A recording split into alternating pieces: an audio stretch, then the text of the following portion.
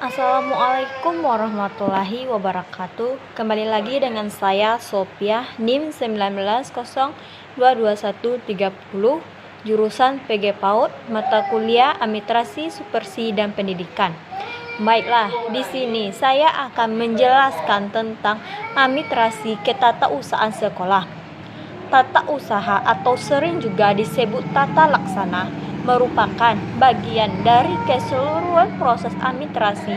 Dalam bahasa Inggris ada yang menyebutnya dengan RELWA atau Reporting and Recording System atau Office Management, yang artinya semua mekanisme yang dapat membantu, memperlancar, dan meningkatkan aktivitas dan efisien proses administrasi dengan menyediakan segala dan informasi yang diperlukan sehingga administrasi tersebut berjalan lancar. Di samping itu, tata usaha juga disebut sebagai kegiatan melakukan penentuan segala sesuatu yang terjadi dalam organisasi untuk digunakan sebagai tujuan keterangan oleh pemimpin yang taat sampai dengan penyimpangan semua bahan keterangan yang diperlukan oleh organisasi. Sedangkan pengertian tata usaha menurut pedoman pelayanan tata usaha untuk perguruan tinggi adalah segenap kegiatan pengelolaan surat menyurat, yaitu menghimpun, mencatat, mengolah, mengandalkan dan mengirim dan menyimpan semua bagian keterangan yang diperlukan oleh organisasi. Jadi dapat kita simpulkan bahwa tata usaha merupakan surat menyurat saja, tetapi semua bahan keterangan atau informasi yang berwujud warkat. Pekerjaan tata usaha meliputi rangkaian aktivitas menghimpun, mencatat, mengelola, mengandalkan, serta menyimpan keterangan-keterangan yang diperlukan oleh setiap tata usaha yang ada di sekolah. Ada beberapa yang harus diperhatikan dalam tata usaha. Yang pertama, menghimpun. Artinya di sini kegiatan mencari dari, mengusahakan tersedianya segala keterangan yang tadinya belum ada sehingga siap untuk dipergunakan jika diperlukan. Yang kedua, mencatat, yaitu kegiatan membumbuhkan dengan berbagai alat tulis sehingga terwujud tulis yang dapat dibaca dan dikirim dan disimpan oleh tata usaha. Yang ketiga, mengelola. Maksudnya di sini yaitu kegiatan yang bermacam-macam untuk mengerjakan keterangan-keterangan dengan maksud menyajikan dalam bentuk yang lebih berguna atau lebih jelas untuk dipakai. Yang keempat, mengandalkan, yaitu kegiatan memperbanyak dengan berbagai alat dan cara. Yang kelima, mengirim. Jadi maksudnya di sini yaitu kegiatan menyampaikan dengan berbagai cara dan alat dari suatu pihak ke pihak lain. Yang selanjutnya, menyimpan. Jadi maksudnya di sini yaitu kegiatan menaruh dengan berbagai cara dan alat yang digunakan dalam tata usaha yang tertentu. Materi selanjutnya yaitu mengenai tata ruang kantor dan sekolah. Jadi ada beberapa yang harus kita perhatikan dalam tata ruang kantor dan sekolah. Yang pertama, pekerjaan harus mengalir terus-menerus sedapat mungkin dalam garis lurus. Kedua, bagian seksi yang berfungsi sama dan yang berhubungan harus ditetapkan secara berdekatan untuk mengurangi waktu berpergian seperti waktu pertukaran jam. Yang ketiga yaitu aliran pekerjaan harus sederhana sehingga dapat mengurangi hilir mudik pegawai dan penyampaian surat dalam jarak yang pendek. Yang keempat, meletakkan perlengkapan kantor harus dekat dengan pegawai yang menggunakannya agar tidak menghabiskan banyak waktu dalam kegiatan tata usaha yang ada di sekolah. Selanjutnya, mempergunakan meja dan kursi dengan ukuran yang sama dalam sebuah ruangan. Yang selanjutnya, menyusun meja harus sedemikian rupa sehingga tidak ada pegawai yang terpaksa menghadap pada sumber cahaya. Yang selanjutnya, kesatuan yang banyak berhubungan dengan masyarakat harus ditetapkan di bagian depan.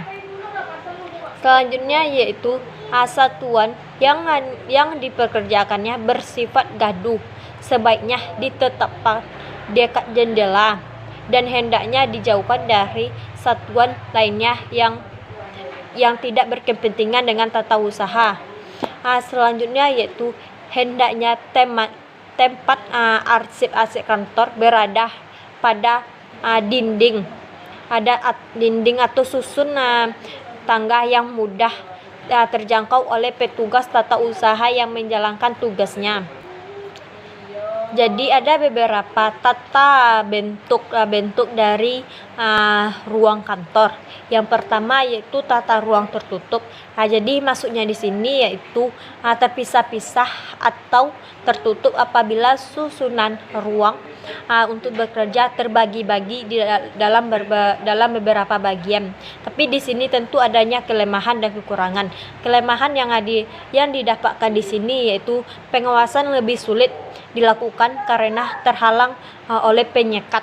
Selanjutnya cahaya sulit masuk dan udara sulit beredar sehingga suasana lebih pengap dan gerah. Selanjutnya apabila diperlukan tukar tempat antara bagian yang satu dengan bagian yang lain sulit dilakukan dan sulit merubah ruangan yang berada di dalam tata tertutup.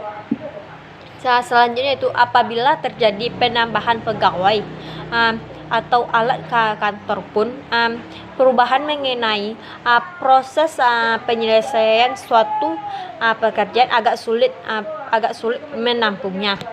Jadi ada juga kelebihan yang didapatkan dalam tata ruang tertutup ini.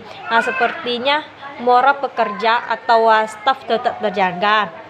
Pekerjaan yang sifatnya rahasia tetap terjaga. Menghindari gangguan dari pekerja satu ke yang lainnya. Pimpinan akan lebih tenang dan mengerjakannya tugasnya karena tidak terganggunya oleh kegiatan para pegawai. Jadi ada juga tata ruang terbuka. Jadi maksudnya tata ruang terbuka di sini yaitu dalam susunan ini ruang yang diperlukan untuk ruang bekerja tidak dipisah-pisahkan atau tidak menggunakan penyekat, tetapi semua aktivitasnya dilaksanakan pada satu ruang besar terbuka sehingga semua yang bekerja tampak mudah diamati dari satu sudut pandang yang berbeda. Tapi di sini juga ada keuntungan dan kelebihan, keuntungan dan kekurangan yang kita dapatkan dalam tata ruang terbuka ini. Keuntungan yang kita dapatkan yang pertama, pengawasan lebih mudah dan efektif terhadap segenap. Yang kedua, hubungan antar pegawai cepat dan mudah. Yang ketiga, memperlancar arus pekerjaan dari meja satu ke meja lainnya tanpa orangnya harus mondar-mandir meninggalkan tempat kerja. Yang kedua, akan mengurangi keamanan bagi pekerja rahasia. Yang ketiga, pekerja akan kehilangan kepribadiannya dalam melakukan suatu kegiatan yang berhubungan dengan tata usaha di sekolah. Selanjutnya itu apabila ada pekerja yang ngobrol dan bermalas-malas antar teman sekerja dapat mengganggu yang lainnya. Selanjutnya itu peralatan kantor yang dapat menimbulkan suara gaduh akan mengganggu pekerjaan lainnya yang membutuhkan ketenangan. Jadi di antara adanya ruang tata usaha terbuka dan tata usaha tertutup, ada juga ruang tata usaha semi terbuka dan ruang usaha semi tertutup. Jadi maksudnya itu yaitu ruang yang disekat hanya setinggi 1,5 meter. Jadi keuntungan yang didapatkan di sini yaitu ruang kantor semi tertutup adalah untuk menjaga privasi kerja. Jadi kerugian yang didapatkan di sini yaitu perubahan tempat lebih sulit dilakukan. Yang kedua, akan mengurangi keamanan bagi pekerja rahasia. Yang ketiga, pekerja akan kehilangan kepribadiannya dalam melakukan suatu kegiatan yang berhubungan dengan tata usaha di sekolah. Selanjutnya itu apabila ada pekerja yang ngobrol dan bermalas-malas antar teman sekerja dapat mengganggu yang lainnya. Selanjutnya itu peralatan kantor yang dapat menimbulkan suara gaduh akan mengganggu pekerjaan lainnya yang membutuhkan ketenangan. Jadi di antara adanya ruang tata usaha terbuka dan tata usaha tertutup, ada juga ruang tata usaha semi terbuka dan ruang usaha semi tertutup. Jadi maksudnya itu yaitu ruang yang disekat hanya setinggi 1,5 meter. Jadi keuntungan yang didapatkan di sini yaitu ruang kantor semi tertutup adalah untuk menjaga privasi kerja. Jadi kerugian yang didapatkan di sini yaitu perubahan tempat lebih sulit dilakukan. Materi selanjutnya yaitu tentang peran guru dalam administrasi atau tata usaha di sini. Jadi seperti kita ketahui bahwa tugas utama guru yaitu mengelola proses belajar mengajar di sekolah. Sekolah merupakan subsistem pendidikan nasional. Di samping sekolah, sistem pendidikan nasional ini juga mempunyai komponen-komponen lainnya. Guru harus memahami apa yang terjadi di lingkungan kerjanya. Di sekolah, guru berada dalam kegiatan administrasi sekolah, terutama dalam kegiatan ketatausahaan sekolah.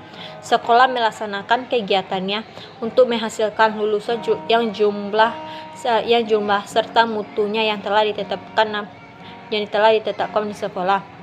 Selanjutnya itu sekolah melaksanakan kegiatannya untuk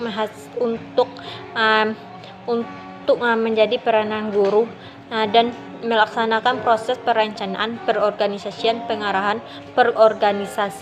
pembiayaan dan penilaian. Jadi kegiatan guru di sini yaitu kegiatan kurikulum, kesiswaan, sarana prasarana sekolah, personalia sekolah, keuangan dan hubungan yang memberikan sumbangan baik tenaga maupun pikiran. Jadi di sini ada beberapa hal yang harus dilakukan oleh seorang guru dalam ketatausahaan di sekolah. Yang pertama yaitu pencatatan murid. Maksudnya di sini yaitu pencatatan terhadap siswa ini terutama adalah siswa baru, siswa per kelas, per semester dan yang mengulangi kelasnya, pindahan serta jumlah siswa yang keluar karena lulus bahkan karena drop out. Dengan pencatatan inilah maka dengan mudah untuk mengetahui jumlah siswa dan perkembangannya pada setiap tahun ajar. Dengan pencatatan inilah maka dengan mudah diketahui jumlah siswa dan perkembangannya pada setiap tahun ajaran.